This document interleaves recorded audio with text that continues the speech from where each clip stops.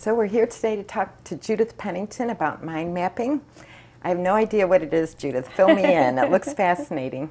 It is fascinating, and especially because there are only about 15 people in the world doing this kind of consciousness training, which means using biofeedback meditation, sometimes called a new gateway to an ancient path.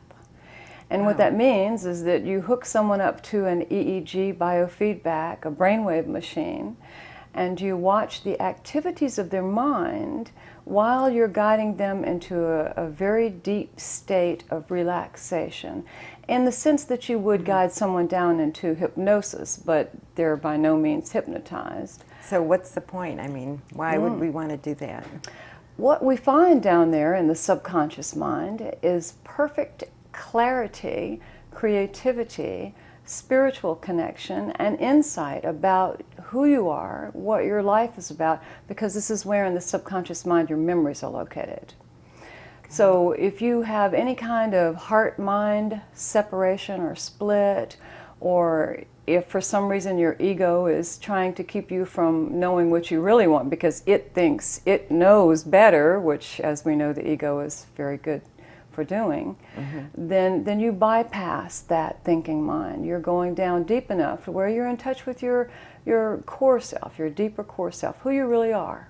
So when you do this, you can monitor where you are on the scale. So if you're not getting to where you want to get to, then a facilitator can help bring you to that point? Exactly. And that's why this is so important and unique, because I can watch these brain waves and see that someone is thinking up a storm and thinking they're meditating. And I can say, I can use certain techniques like if you relax the back of your tongue and keep your awareness on the back of your tongue, your thinking mind can't think, because when you are thinking and talking, your tongue tenses up, and so you start to talk, and then the antidote, as the Buddhists would say, or the reverse of that, is to relax your tongue and thoughts just drift away.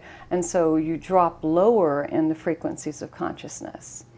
And the lower, slower the frequencies are, the deeper the state of mind, the state of awareness. I see. So for someone like me who can't relax and has never been able to meditate, it might be a good tool to train me to get to that point? Is that something you would do with someone for a few sessions until they know how to get there by themselves? That's a great question, because the real key to this work that you've just touched on is that once you feel yourself going down into a deeper state, and I'm watching you on the brainwave machine, I can say, there it is, and you feel how it feels to be there. And so that means that you've just created a landmark. And so when you're in an ordinary state of consciousness or in your meditation room and you can't get your thinking mind to be still, or say you're at work and your boss is in your face and yelling about a deadline and you don't want to reach up and slap the boss, you can say, what was my landmark? And remember that landmark and get back into that place where those irritations and fears don't exist. Where you have full access to that creativity and insight, and even in the deepest and lowest and slowest frequencies, your psychic awareness as well. So is a lot of that attained just through deep breathing? I mean, that's what I hear all the time. Sure. Just take some deep breaths and you'll relax. Yes, and that does work. That is one technique. And really the key to the whole thing, as I'm sure you know from your work in this field, is focused awareness. And if you focus your awareness, as the Buddhists and the Hindus do, on a candle flame, that actually brings about the exact same result as if you were to go out in nature and become aware of the colors and the textures, which is why guided imagery works, to bring people into meditative states where they drop into that deeper self. Okay. Yeah, so lots of techniques, but the best one is to be on the machine. And for example, in one case where my teacher was brought a priest, hooked a priest up, and he kept saying, I just feel like there must be more to meditation, that I'm not getting where I could be. And in fact, he had been praying for 30 odd years and thought he Wow. was meditating, because what she saw was the activity in his conscious mind. And this, what's called the beta frequencies, which range from 38 hertz on down to about 15. And so instead of seeing this turned in, what probably she was seeing was a very busy thinking, talking mind, where in the highest frequencies he was making a list, or he was making some decisions. Or for some people who are caught up in the conscious mind and don't know that there's anything else, which is, as we know, a whole lot of our world, you can move into the highest frequencies of stress and panic. And when you move there, then you're actually cut off from your creativity and your problem-solving abilities, and your spiritual connection and your psychic awareness. So you're really very alone up here when the ego is running the show. So would you say that creative people tend to have a whole different brain wave than They what do. you just showed us? They what do. would that look like then, when you're really in a meditative, connected state? In a meditative state, you are going to have zero activity in your thinking conscious mind and in your ego. There's nothing going on there at all. You want these brainwaves to be as flat as possible. And what happens either when you close your eyes, and we'll see this later on as we look at someone hooked up, is that these alpha brainwaves, that are the relaxed and diffused frequencies that range from 8 to 14 hertz, will open up and create a bridge. And so when we see this bridge jut out like that, we know that the person then has access to the creativity and the deeper levels of mind.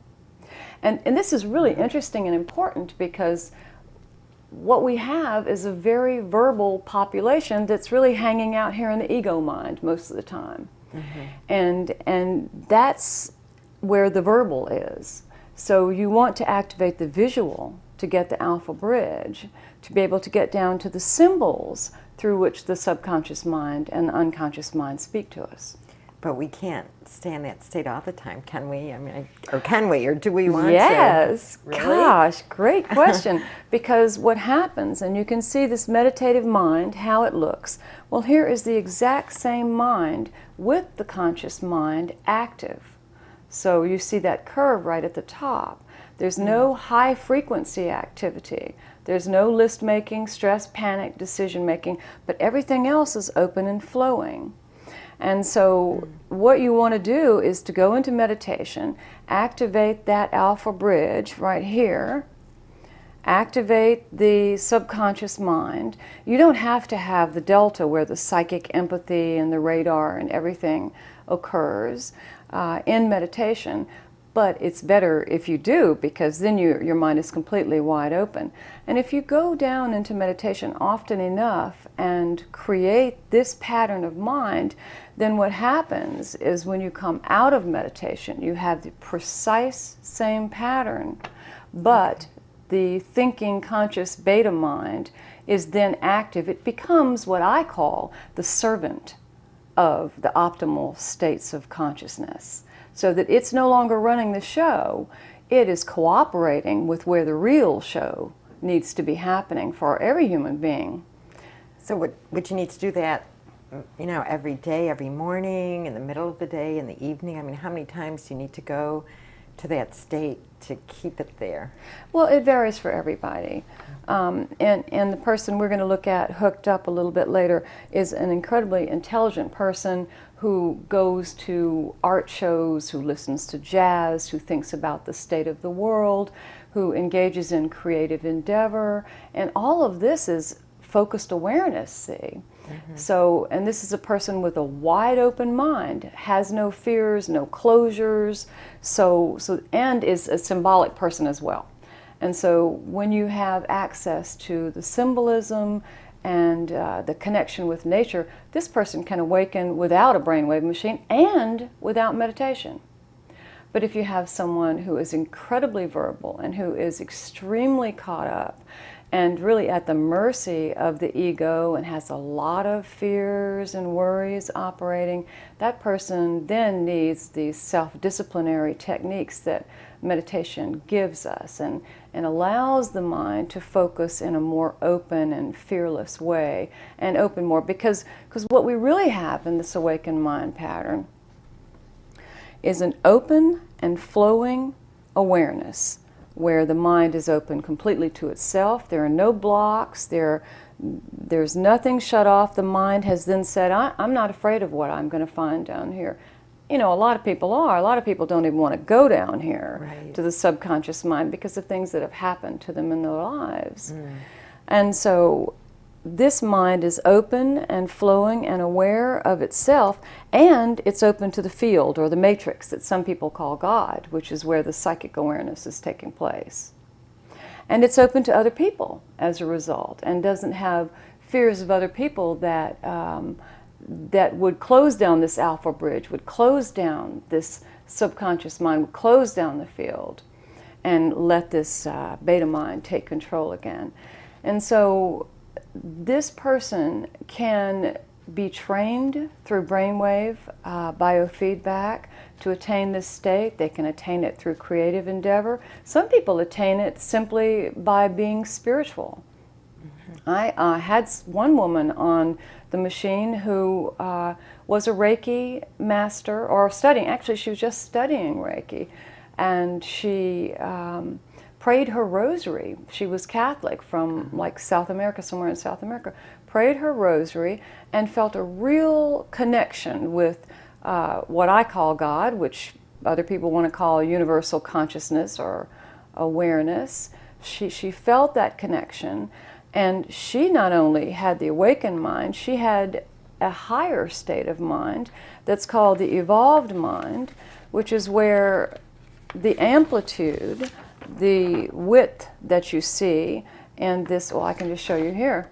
The width that you see here with this alpha bridge, this wide open subconscious mind, and this openness to the field amplifies outward, increases in amplitude, and turns into a circle. And that's the evolved mind state. And so would like monks have something like that? Monks may have it, depending on, you know, how awake and aware and spiritual they really are, you know, in the darkness of the prayer closet. But who really has it are people who are connected to the field. Sometimes through hypervigilance, because if you've had a lot of things happen in your life, like a lot of trauma, what happens, your field awareness increases so that you're actually watching your back and you're vigilant to make sure that nothing is going to endanger you. And this is, of course, happening unconsciously, because that's the unconscious mind right there. So your field awareness is very strong. But that's what we're talking about here in this circle of the evolved mind. This is a person whose personal unconscious has come into complete connection with the collective unconscious, and there are no breaks, no barriers. This person, when this person hits this in meditation, and it's pretty much only in meditation, this is a non-functioning state out in the real world, because, well, in all but one case I'll tell you about in a minute, this person who has this evolved mind pattern is experiencing bliss and joy and a sense of oneness. They're in complete contact with spiritual realms. They understand everything, and it's the apex of human consciousness.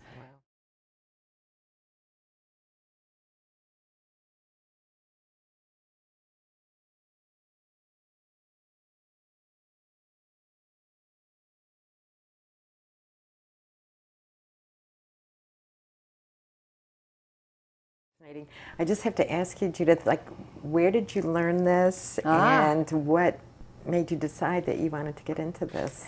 Well, it's a long story that I'll make short. I wrote about it in a book called The Voice of the Soul, and it started in late 1987 when I was a freelance writer and had a wonderful professional life, but my personal life was not the best that it could be. There were broken relationships, troubles with children, and you can have a split where you work all the time and don't really spend too much time, if you're a happy person like I was, thinking about things that are wrong. But one night, it was right after Christmas, and I had just finished writing an article about a social activist, and it was going in the daily newspaper, and I knew it was going to make a difference in people's lives, that they were going to read this and develop a level of compassion and empathy that they didn't have before because they didn't have the understanding of this woman's viewpoint.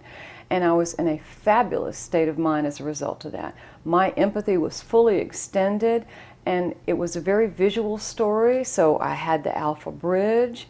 My heart was wide open, so my subconscious brainwaves were on, and my thinking mind, because it was 2, maybe 4 o'clock in the morning, my thinking mind was sleepy. So I had an awakened mind pattern. And in that split second, what I heard was, sit down, pick up pen and paper, and record what you hear. Wow. And what I heard was a lot more than I knew in my thinking awake state. And there was a goodness in it that was much greater than my own. There was a beauty and a lyricism and a quality in this inner voice. And of course I would always take notes in interviews. I would just listen and write every single thing. So this was so natural. This came so natural to me. So it's like automatic writing? Exactly. Okay. Except that I was completely awake, but it required for me to hear this inner voice. It required for me to push my thinking mind aside and focus my awareness completely on listening. So what I heard was my subconscious and unconscious mind, and I was basically listening to, for the next 12 years before I wrote this book, my own higher self. I didn't know who it was. Right. I thought, well, maybe it's a dead person and they don't know any more than I do. So I had a lot of concerns about it, but the information I was getting was saving me and cleaning up my personal life and renewing my relationship with God, which I was very angry with God, and I had a lot of biases I absolutely hated. I was venomous about organized religion. I had a lot of stuff that had to be cleaned up, and I could feel it cleaning up. Every time I did a meditative writing, I could feel myself becoming more awake and more open to myself and other people, and I was observing this process, and so I realized that I had this huge, probably by then, meditative writings this thick, 12 years later, and I realized that they were universal. It wasn't just about my path, my pattern. Right. It was everybody could benefit from and grow through an understanding of that information.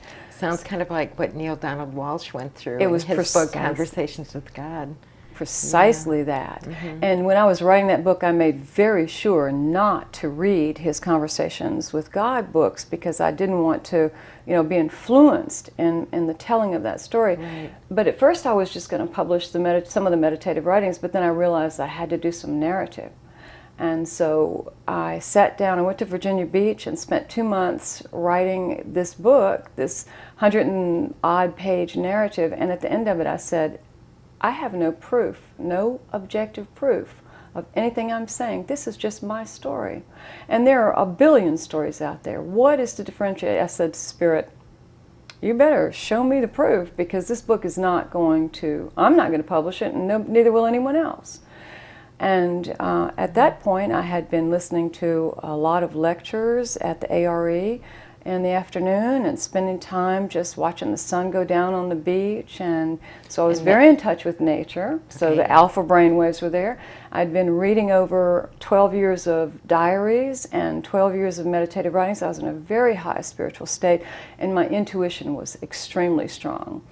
And 2 days after I made that statement, I started to hear, go to the ARE bookstore, the ARE Association of Research and Enlightenment, the Edgar Cayce Foundation in Virginia Beach, and go to the ARE bookstore, find Common Boundary magazine, and you will get your proof. And I'd written, it was amazing, but I'd had this kind of thing happen before with, here's your proof, and I'd followed it, and in that 12-year journey, that had happened to me before, so naturally I went over there.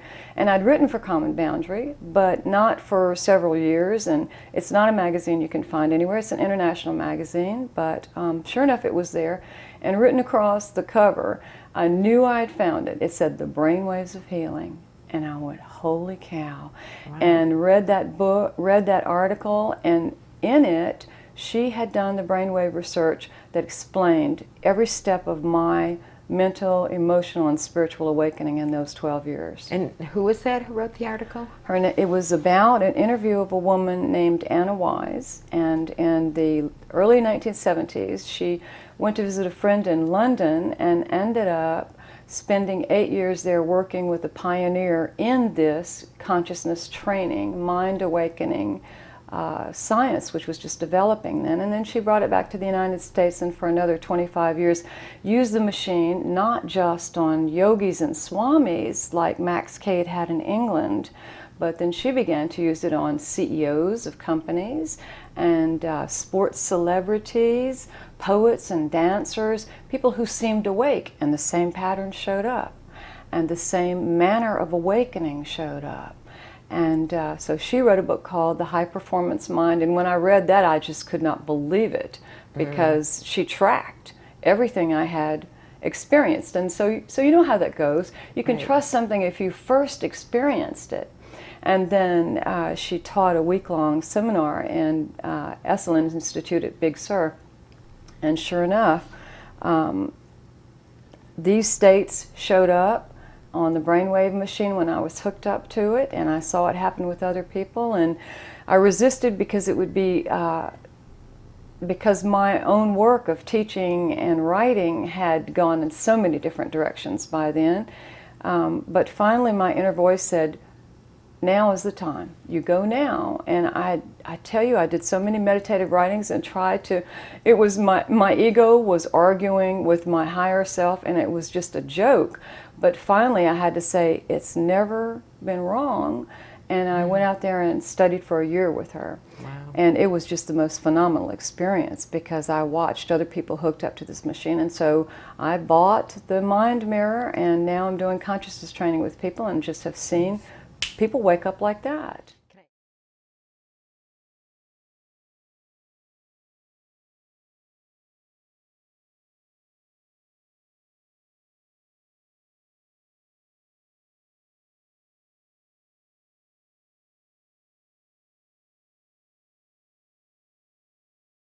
Can this help people maybe who have mental illness or chronic pain Yes. or phobias and traumas? Phenomenal. Really? Phenomenal amount of research. Oh boy, I could talk for a year, but for people watching, if they go to eaglelife.com and look at the biofeedback meditation page, it traces almost 50 years of research.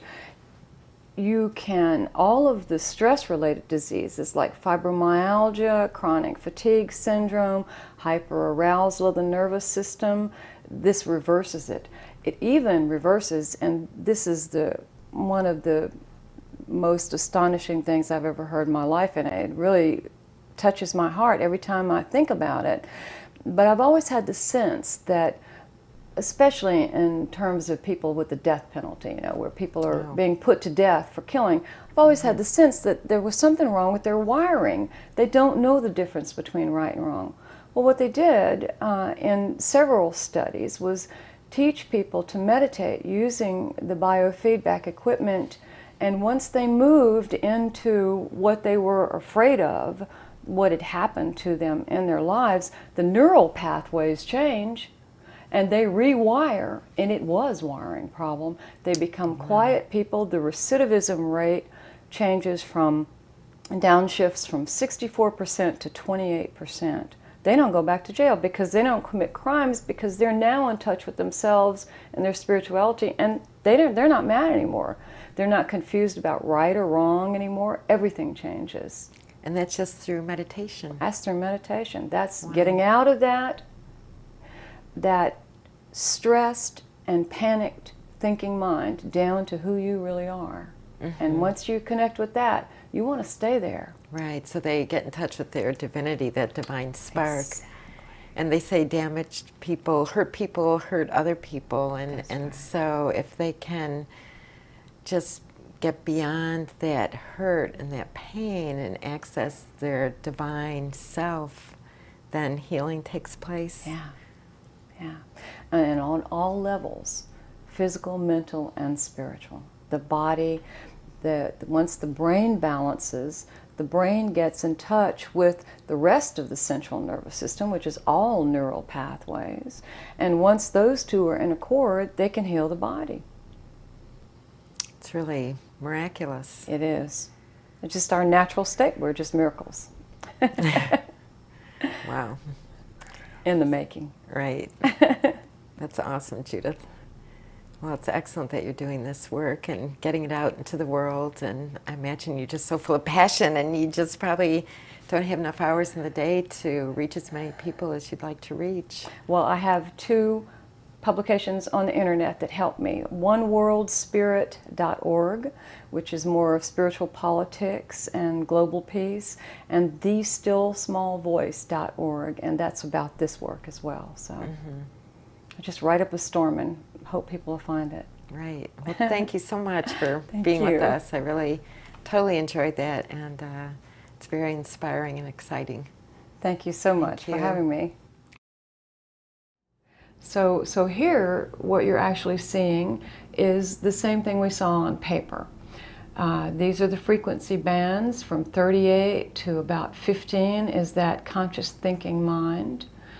And we can see if Steve will speed his mind up. He's so relaxed right now. You don't see a lot of high frequency amplification in the 38 and 30 band. Okay, so Steve, let's just ask you to do some math or a Sudoku puzzle, and there you go. You can see his thinking mind is revving up and amplitudes widening out at, especially the 15, a lot of 15-point activity. But also, there are his symbolic, his visual brainwaves. You're seeing this alpha bridge come out right here too. So it would get bigger up here. That's right. And then if he was really thinking intensely. That's right. That's the amplitude. But what's interesting about his brainwaves is that he is a research mathematician and a topologist who envisions and works with objects in space. So his visual brainwaves, his alpha band is very strong anyway. And all I had to do was say his alpha band is strong, and even with his eyes open, the alpha flared out at 12.5 and 10.5. And now he's probably thinking about mathematics, is that right? Think hard about wow, look at it. Wow, it really changes. Yeah. So it's constantly changing. It's never like static. That's right. An energy surge. And so you'll see activity in all the categories. And in fact, you're going to see, you're seeing this activity here now in the 3, the 1.5, and the 0.75, that delta field awareness, because we're watching him and he's watching us watch him. Mm-hmm. So he's aware that he's being watched. Is it ever completely still? Only for that out-of-body experience. Oh, really? When when the amplitude collapses on both the left and the right side, because these correlate to the left and right sides of the brain, and when you get this very straight, narrow band, there's nobody home in consciousness. So if someone's in a coma, would that happen, or that's different? Very likely. Oh, okay. Very likely. So what if he was like frightened, you know, something scared him? You what would happen? High frequency, panic and stress. A lot of amplitude. And most people, you will see what they call a splayed beta, which means that the biggest amplitude is in the highest frequencies of anxiety, panic, list making, decision making, multitasking, all that sort of thing. And then Steve, if you would just close your eyes, look at that beautiful alpha bridge. That says he's got perfect access to the depths of his subconscious mind. And in fact, his subconscious mind is wide open right now. So as much as it would be were we doing a meditation, and what you're seeing in him is this curve up in the high frequency beta, which is the sign that what we have here is an awakened mind pattern. When the evolved mind pattern showed up for me, and I was on Anna Wise's brainwave device, it was when she was doing a chakra meditation, a Kundalini meditation, and I reached an awareness that is what I call my luminous field. And when I hit my luminous field in meditation, then I no longer want to listen to somebody else's meditation. I just want to hang out there in those feelings of bliss. And after she showed me the pattern, she said, I said, well, this felt like a very familiar place. And she said, well, I think you need to find out why it's familiar. And I went down to the meditation sanctuary at the Esalen Institute, and when I hit that familiar place, I was doing my healing prayers for other people. Wow. So you're moving, that's why the personal and this universal, the separation disappears, because at that point you're moving your own internal universal light and the universal light in all things, and moving that in that loop, that connection, and that's what creates that evolved mind pattern. That's really beautiful. Isn't it? That's great. Isn't it beautiful? And here we have even better than awakened mind pattern. Here's the beta curve. It says that the thinking mind is the servant. Here's the wide band alpha that says he has the bridge to get down deeper. And he's got a really wide band of theta, the subconscious mind, where that creativity and insight and spiritual connection is. So what we're actually seeing is a movement, a very strong movement into the evolved mind pattern. You can see that is moving into a circle. So why is it often that there's more yellow on this side than on this side? Is one, you said left brain and one's right brain? He's probably listening to us and thinking about what we're saying, even though he says yes. And then let him settle down again. Go ahead, Steve, into your quiet state. And then look at this. You're seeing the same curve in the delta, where you have the connection with the field, or the God universal consciousness, which says that he spiritually is, look at that, oh boy. Do that again, that little God thing you just did there.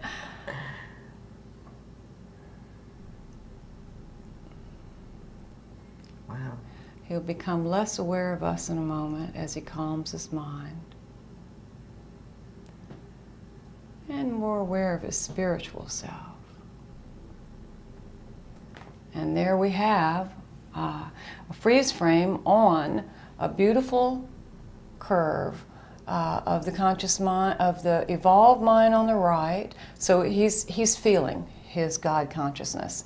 And then we have the awakened mind, very strong awakened mind pattern with a lot of subconscious mind and a lot of still this low band of delta. If we could catch him where we saw him a minute ago, we would see more of this curve at the bottom, which says that there's no separation. The separation between him and God consciousness is disappearing.